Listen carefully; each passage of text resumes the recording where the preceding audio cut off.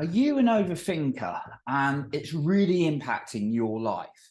Well, today I'm going to talk about this specifically and how you can overcome it with 3 ways I've got for you. And if you stay until the end, I have an extra point for you then as well. This has been a huge challenge for me, particularly in my career.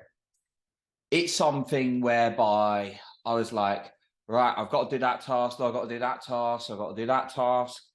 And admittedly, I'm in a ADHD diagnosis at the moment. Now, I know that ADHD is it's getting diagnosed more and more these days. So I'll see the outcome of that, whether or not, but that'll be interesting just to kind of share that with you. But yeah, generally, I've had like ups and downs and being able to be more productive at times than others. And actually, when you overthink, it really can impact your confidence. I personally found like there's times when I'm like really overthinking, and actually overthinking is second guessing itself. And in the workplace, it's particularly a challenge. Like I got that assignment, I got that assignment. Oh, how do I present this in a way that so and so likes it, or how do I approach that individual for that bit of work I need doing? And as I went through my personal growth journey, I started like learning a lot of things, particularly people like Mel Robbins helped me through this with a 5-second rule that I'm going to go on to in a minute. It allowed me to kind of take more action and overthink things. Now, I'm not gonna stand here. I'm standing if you can't hear it, by the way, right now. If you can see me, you can obviously see I'm standing up, or maybe I'm not. I don't know. Maybe this looks like a high chair. Anyway, that's irrelevant. I'm not going to stand here and be like, I never overthink things now, because I do. That can happen, right? Sometimes I overthink things a lot, and particularly but it's less common than it was. Yet I'm able to use tools that help me get back to just taking action and not getting paralysis by analysis as much. Now, why do we overthink? Well, we've got very analytical minds. Our minds are designed to keep us safe. The survival mind is very dominant part of the mind. Now we've got other parts of the mind as well. We won't go into all the brain. We have a very strong survival mind though.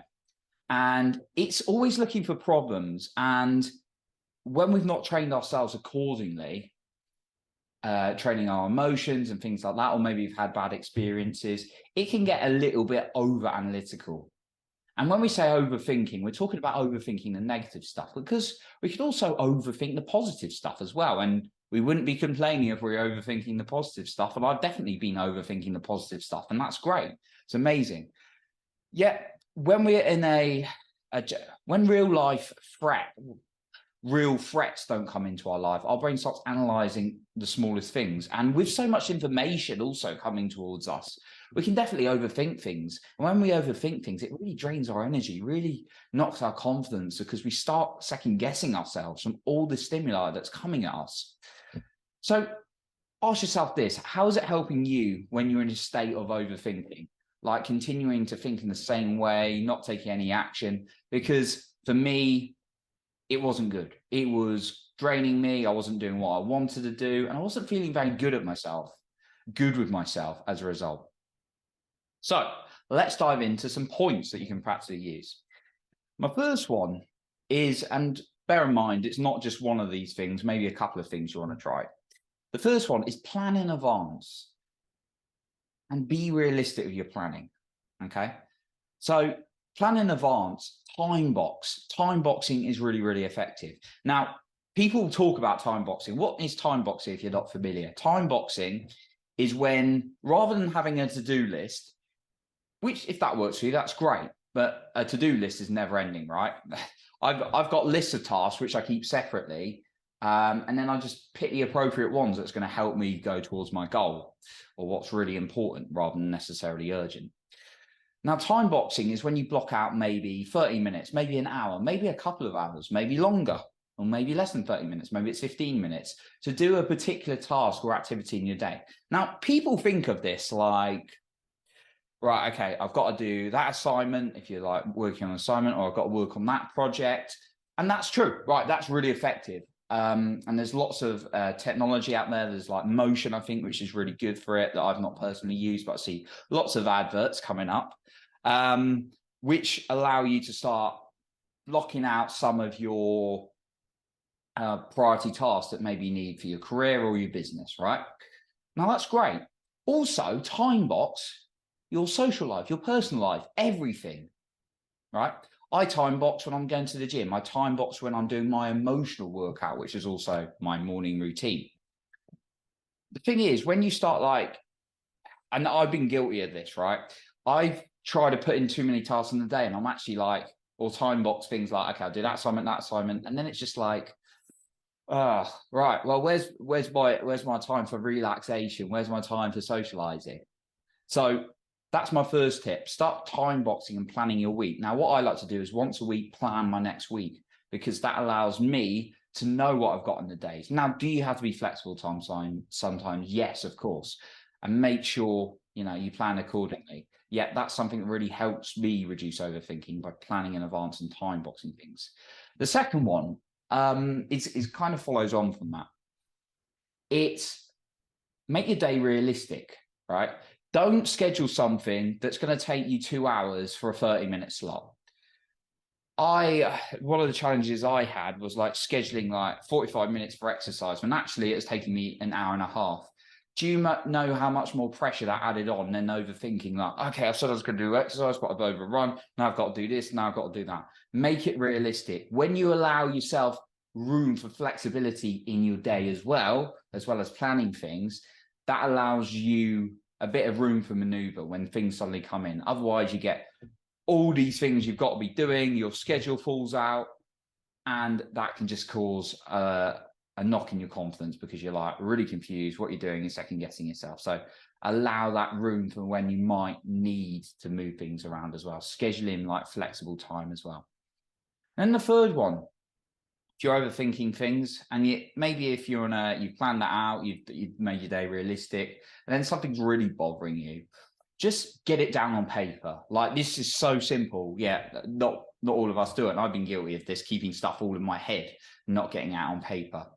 Get it down on paper. Why do you get it down on paper? Because when you can see things that are floating around in your head, it makes a lot more sense when you see it. And actually, you start reading it and you're thinking, that's ridiculous. That's ridiculous.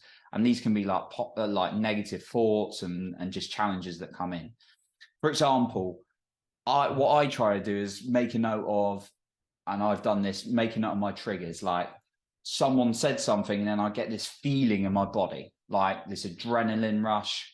Well, not adrenaline, that's probably the wrong, well, it is adrenaline or cortisol in a negative way. And I'm like, what was that? So actually writing it down on paper, or even just making a note on my Google Keep at a time, or notes on my phone, just so I can look at it later, it allows me to actually drag it from my head and start seeing it.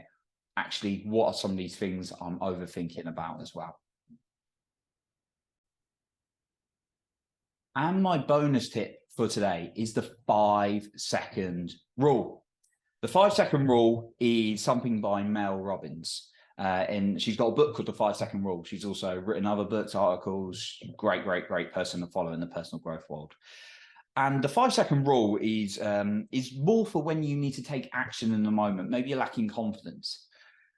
And sometimes there's work, if like you're really struggling with something all the time and you're overthinking everything, that's when it's really useful to have a coach, a mentor, someone to talk it through, journal. Talking to someone else is the most effective thing, but it's about talking to the right person. This, though, is for more in the moment. If you're in a moment, you're like, right, I need to talk to that person in my career. I need to talk to that person, message that person or call that person up about business. Or maybe it's even, I need to talk to that pretty girl at the bar, right? Or that pretty guy at the bar, or whatever, or the pretty person at the bar, okay? What you can do, because I've done this, right, is you count down from 5 to 0. You're going to say, okay, I'm going to do this, 5, 4, 3, 2, 1, 0. You can say the 5 to 0 in your head, by the way, and then you go and do it. Just try it. So that will really reduce overthinking, but that's more in the moment action taking as well. But if something's really bothering you, it's an ongoing thought process, use some of the things I talked about earlier as well. And also, I didn't give this one, but talking it through with someone else can really, really help you and shed light on it. But it's got to be the right person. Sometimes when you talk to someone, it makes you feel worse than it did before. And you'll know who the right people are. You get that feeling in your body if you honestly listen to yourself. So that's what I got for you today. I appreciate you for being here. You're improving other people's lives by being the best you. And remember, you are in control of your own self-esteem and confidence.